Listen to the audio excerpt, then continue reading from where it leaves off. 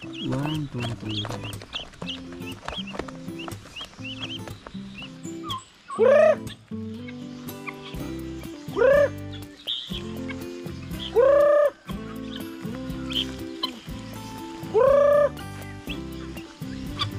Yan po yung mga alaga natin, oh.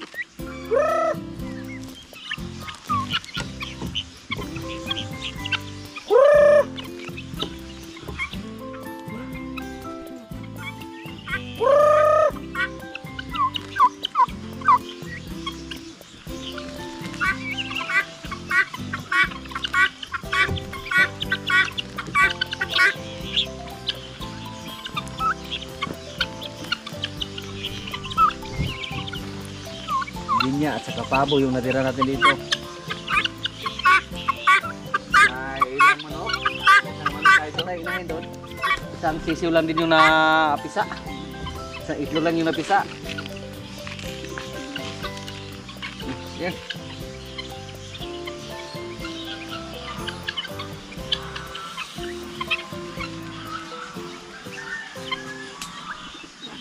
Tapang yung linya, oh. Inaway niya yung kapwa lalaki.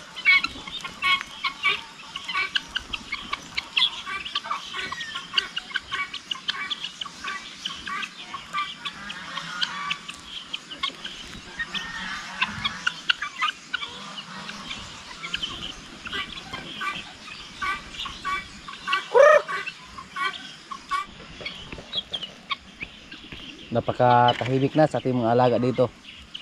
Pati yung ating Jersey Giant, hindi po naka-survive. Kampante po tayo noong una kasi yung Jersey Giant natin, vaccinated na po yan, bago natin nabili. Tapos, nasa loob na sila ng kulungan.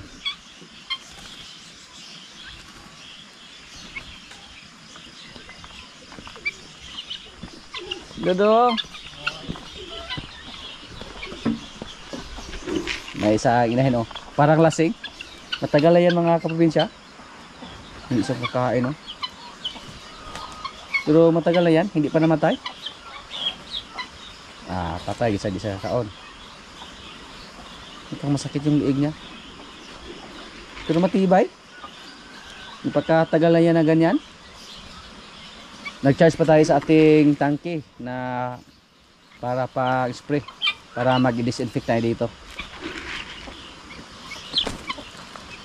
Yan po, may isang inahin, may isang sisiw na sa ilalim. Pag nakasurvive yan, tumagal sila dito. Tapos may mga pabo tayo dito. Sisiw ng pabo. Yan, oh.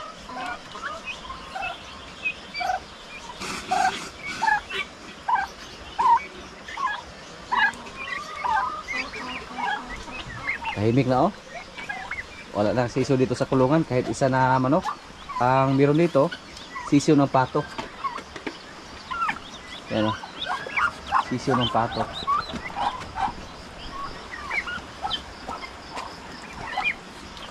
Yan. May sisiw naman tayo ng pato. Yung mga ganyan natin.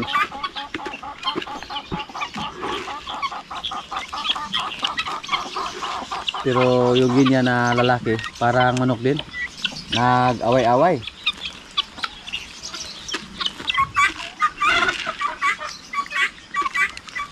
Yung ganyan na dito, yung naghari-harian. Pag may manok na lumapit, awayin niya. Yung lalaki. At yung isa nga natin ganyan na lalaki, namatay. Inaway niya, hinabol niya palagi mga kaprobinsya. Tapang. Wala siyang sinasanto. Yan, wala na siyang kasama na lalaki. May ilang inahin tayo na manok na natira. So yan po ang ating hanapan ng lalaki, tandang, para sila yung paramihin natin.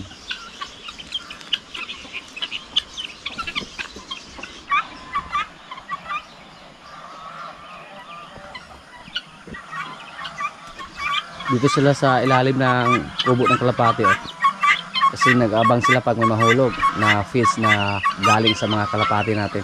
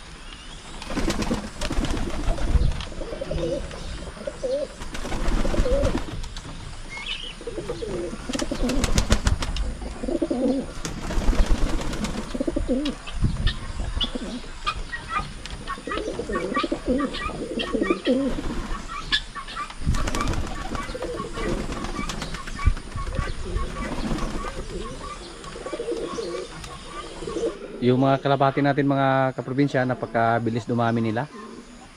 Tingnan niyo po. Siguro nasa mga almost 30 heads na sila at nagsimula lang po tayo sa 6. Yan. Pag dumami na sila ng husto, subukan natin na magkatay ng kalapati. Pag sobrang dami na sila. So ngayon, hindi muna natin sila pinalabas. Tsaka na natin sila palabasin pag matapos tayo sa pag-disinfect sa ating area dito. At yung mga kalapati natin sa ngayon, hindi naman sila pumunta sa malayo. Andito lang sa paligid natin, paikot-ikot pag magronda sila.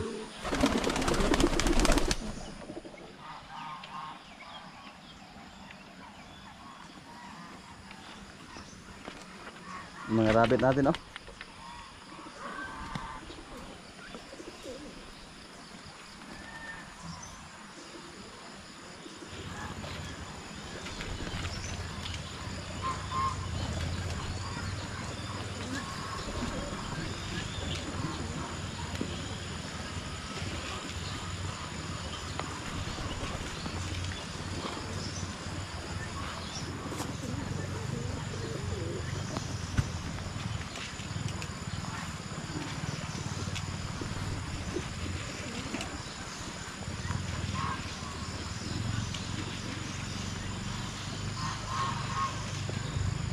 Nung bumuhos yung malakas na ulan, may mga maliliit tayong rabbit na nilagay sa cage kasi nabasa sila sa ulan. Sinubukan natin na nilagay dyan kasi nadidi pa sa inahan nila. Parang napilitan lang sila na iwalay natin para hindi sila mabasa sa ulan. Yung mga rabbit po, base po sa ating experience dito, hindi po sila masilan alagaan. Napakadali lang alagaan, napakabilis lang dumami. Yan po ang ating napapansin sa ating mga alagang rabbit.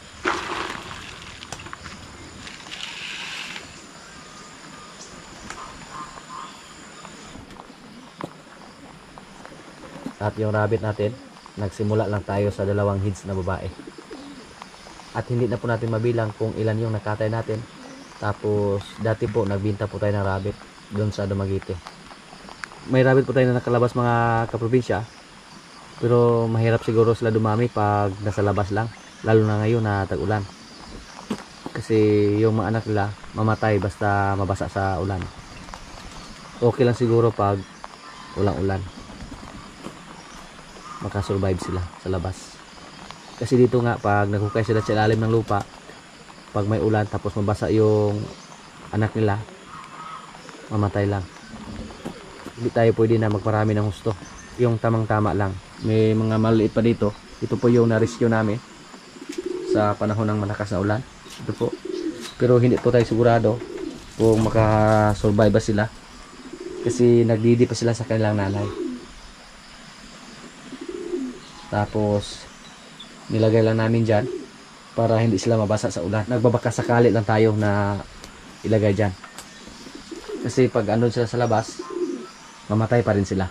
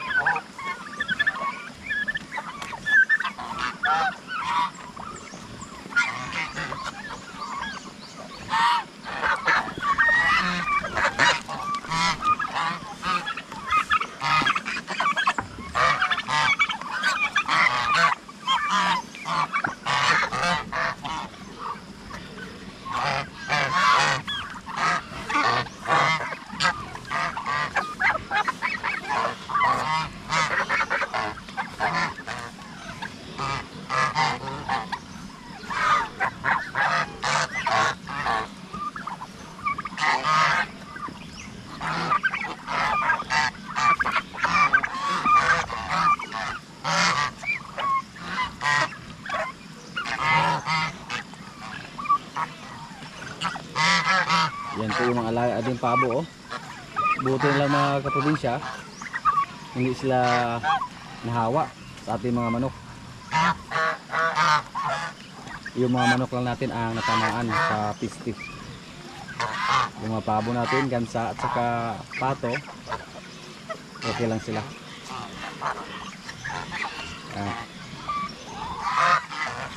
Pero bawasan din natin sila mga kaprobinsya. Nung pumunta dito sila si nanay, naglitsyon kami ng isang pabo na tandang at umabot sa 8 kilos yung isa, yung nilitsyon namin. Kasi matagal po tayo na hindi nakapagkatay ng mga pabo dito. Palaging manok yung kinatay namin dati kasi napakarami nating manok nung hindi pa tayo dinakuan ng piste. Ayan. At yung mga pato natin, unti-unti na silang dumami. Yung mga pabo natin, napakarami na siguro nila pag hindi pa sila magluto, pag sila ay maglimlim o mag-itlog. Ang problema sa kanila, naghalo-halo sila sa isang paitlogan. Minsan nga tatlo yung naglimlim sa isang paitlogan. So may tendency na hindi po mapisa yung mga itlog nila basta gano'n. Kaya magbawas tayo dito ng pabo para hindi sila magluto. Sa sobrang dami siguro nila, parang hindi nila alam kung saan yung slogan nila. Tingnan niyo po yung isang mga kaprobinsya, oh. Yung dila niya nasa ilalim. Ayan.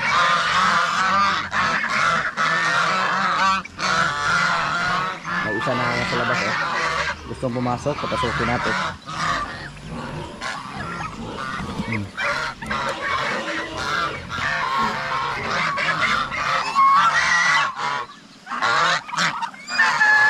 Gusto nilang lumabas. Oh, wag muna ngayon. Next time na.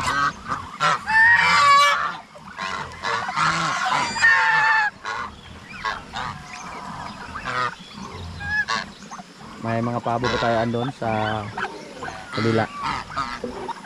At may ilang sisi din tayo ng pabo.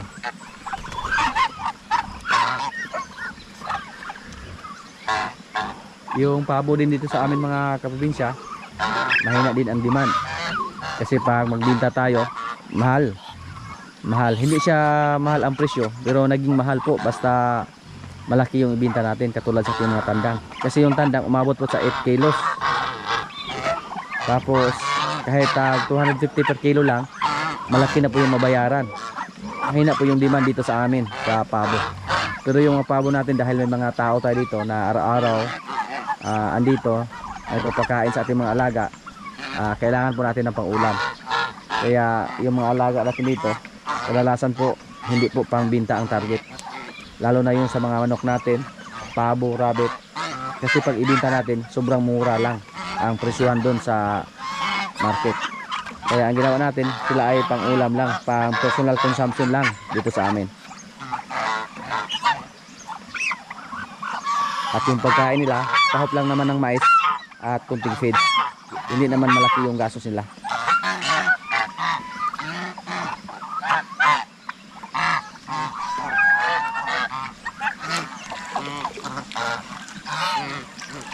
At may mga itlog tayo na nilagay dito mga kaprobinsya.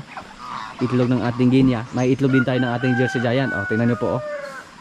Dito po yung nilagay natin, itlog ng ating Jersey Giant. Pero ang nangyari po, oh, hindi ko alam kung ano nang resulta dito. Sa mga nakarang araw po, may nakuha kami na parang napisa lang, parang nabasag lang. Wala na dito. Kinuha siguro ni Luigi. Kasi kahapon, may nakuha siya na dalawang Jersey Giant na sisiw. Yun lang daw ang napisa. At dito rin, naglagay din tayo dito ng Jersey Giant na itlog. Tapos yung ating mga Guinea ngayon, nadadagan naman. Kasi may napisa po sa ating mga itlog ng Guinea or Bengala. Nung una, pinalimliman natin ng manok doon. Pag naalala niyo po, nakakuha tayo ng 41 pieces ng itlog ng Guinea. Doon natin nakuha sa May Langka. Tapos pinalimliman natin ng manok. Ang nangyari, yung ibang itlog nilipat doon sa loob, pinalimliman ng pabo. At saka may napisa ngayon, out of 41 pieces, may napisa na 17 pieces. So masaya na tayo dyan. Kasi inakala na natin nung una na hindi yan mapisa. Kasi nabulabog po yung mga itlog nila. Namatay yung mga manok na naglimlim, dinapuan ng piste. Kaya yung ibang itlog nilipat dito, pinalimliman ng pabo. At least may napisa na 17 heads andun sa loob nilagay namin. Tingnan niyo po, maraming naglimlim dito na pabo. Dito rin, yan, dito po naglagay tayo din ng itlog ng Jersey Giant. Ang problema, nagalo-halo sila, tapos yung naglimlim dito yung pato. Hindi natin alam kung mapisa pa ba yan. Ito dito, pato at saka pabo yung nagalo-halo. Ito yung mga itlog ng Guinea. Yung iba na hindi napisa, bugok na. Yung paitlogan namin dito, hinarangan ni Jojo para hindi makain ng aso yung mga itlog nila. Pero pag maayos natin yung ating bako dito, pwede na natin yan tanggalin.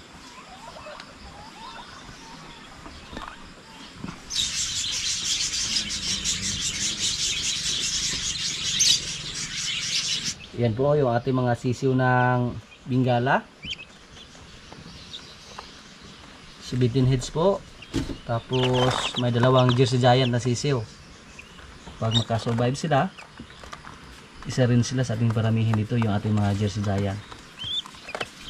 Hello.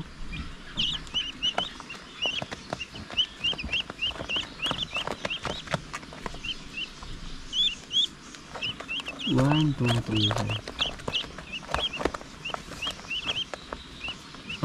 Parang 19 heads itong mga kaprobinsya. 19 heads pala yung ating Bengala. Kala ko po lang 17 heads. Pang 21 heads yung ating Jersey Giant na sisiw. Yan, at least may napisa sa ating mga itlog ng Bengala. At siguro madadagan pa sila. Ay 11 pieces pa tayo na itlog na pinalimliman ng pabo. Sana may mapisa sa kanilang itlog. Yan. Nilagyan lang namin ng ilaw para hindi sila ginawin.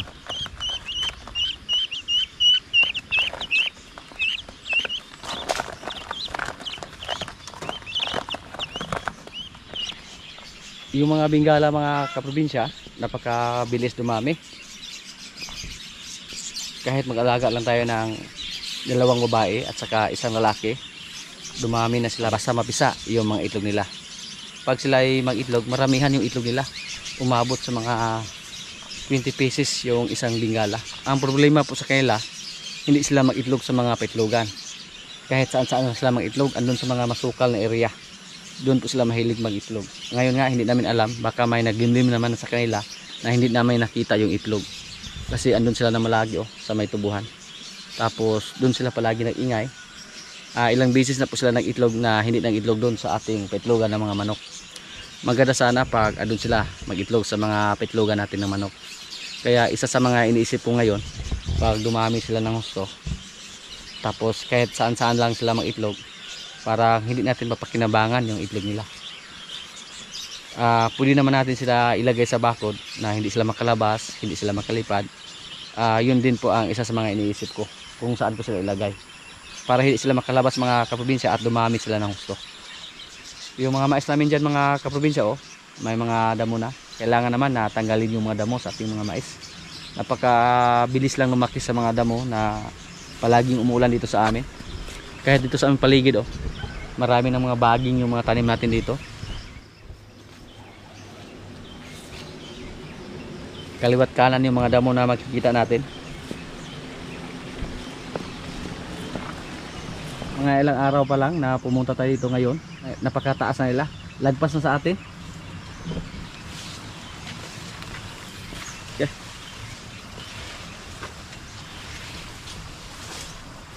Yan po ang ating mga mais. Tagas na kayo ba? Napakahirap na dumaan kasi may mga hamog. Yan. Buti na lang hindi natumba yung mga tanim natin na mais dito sa panahon ng malakas na ulan.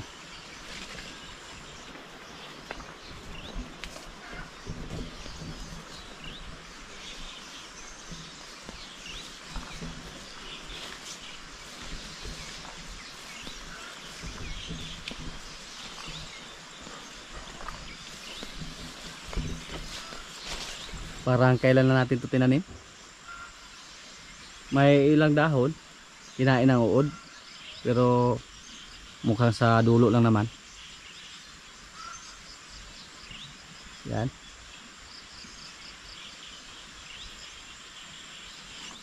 Puntahan natin doon sa loob para makita natin yung mga damo ba, kung kailangan na ba talagang tanggalin. Bunutin lang siguro namin itong mga kaprobinsya, yung mga damo dito.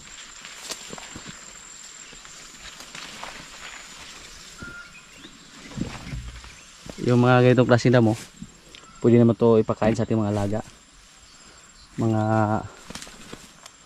bungkal. May nag-comment po dati na yung mais natin, paglipas ng mga ilang linggo siguro yung sinabi niya, maninilaw daw kasi hindi natin tinanggalan ng damo. Ang ginawa lang natin dito, pinasurko natin, pinaararo ba yung nasa gitna, at effective naman.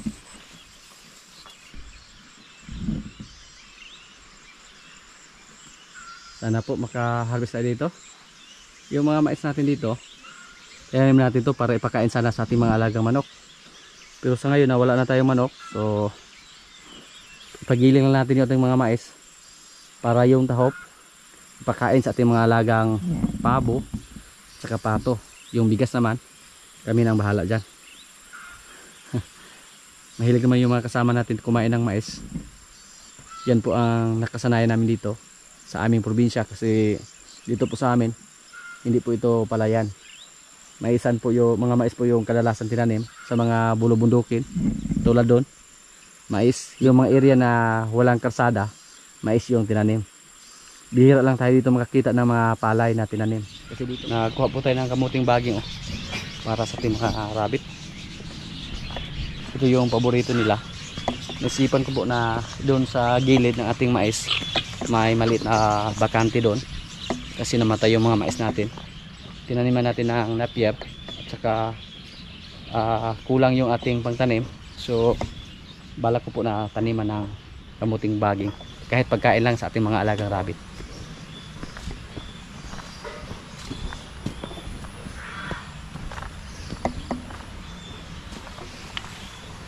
Pag magbigay kami ng napier sa kanila, hindi nila ubusin, pero pag kamuting baging or kangkong, walang matira kahit isang dahon. Kainin nila lahat.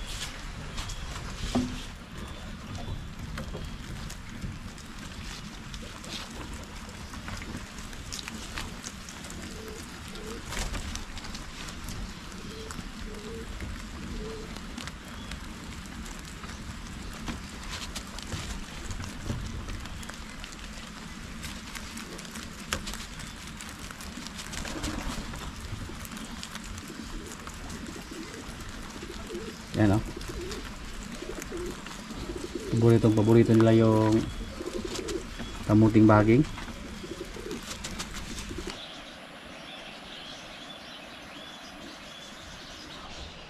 Mga kaprobinsya, kainan na po. Ito yung pagkain namin, oh, gulay, saka insaladang talong.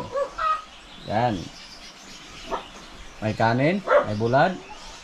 Lord, maraming salamat sa pagkain. So, kainan na.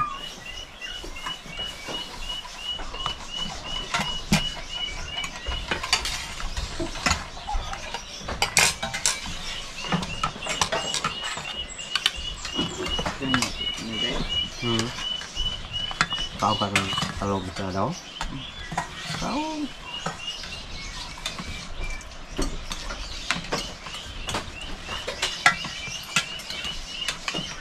Dodo.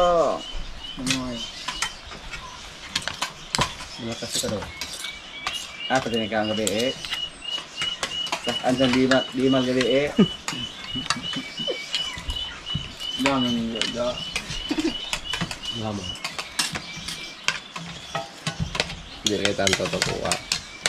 Ano ang daghan ko sa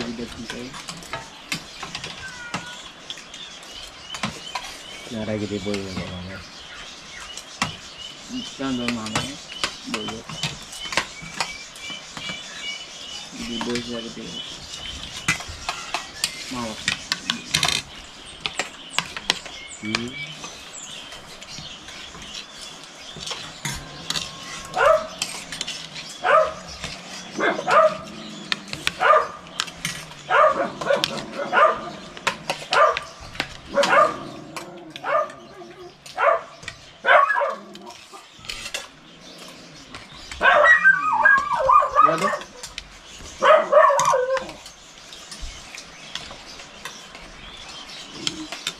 Ini mga taga-bais sila kay kaog balakas pero kaya taga-direho na katulad kaog ko.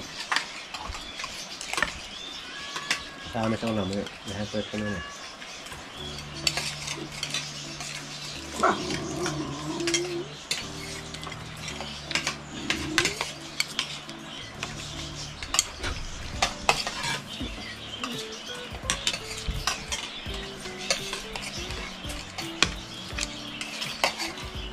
Din ang magpapalit ng rag yapong kuha. May dada naman kay pagkabit. Wala mo man.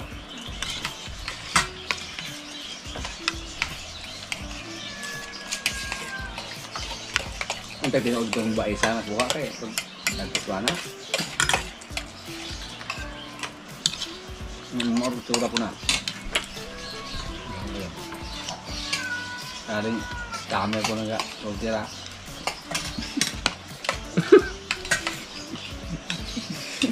Tama pa. Mama pa nakasaon na siya.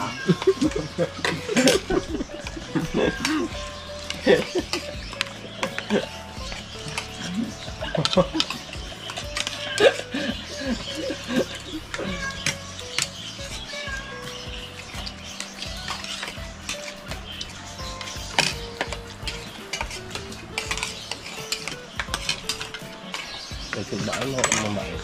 Nagsubaan mo din yan. Murang bait. Iya po ako Ang kimkin.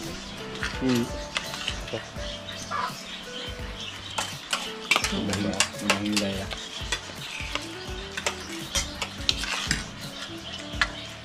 Ano okay?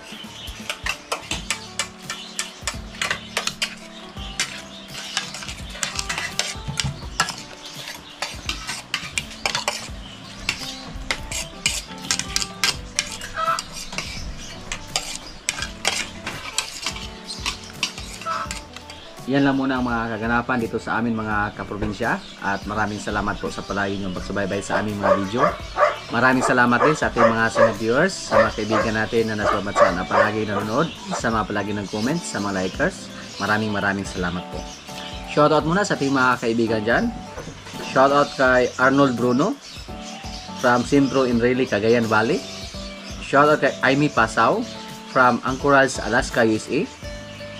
Shoutout kay Grace Shoptop from Utah, USA. Shoutout kay Mi Armanda from Iloilo City. Shoutout kay Sinaida Jose from California, USA. Shoutout kay Ruji Duay from Zamboanga City. Shoutout kay Ariel Kabutin from Netherlands. Shoutout kay Norman Puleket. Shoutout kay Mernel Candido. Shoutout kay Biyong Cartago from San Pablo City, Laguna. Shoutout Victor Gabatan Vlogs from Bulacan. At sa mga hindi ko po na shoutout na lang po sa lahat at maraming salamat po.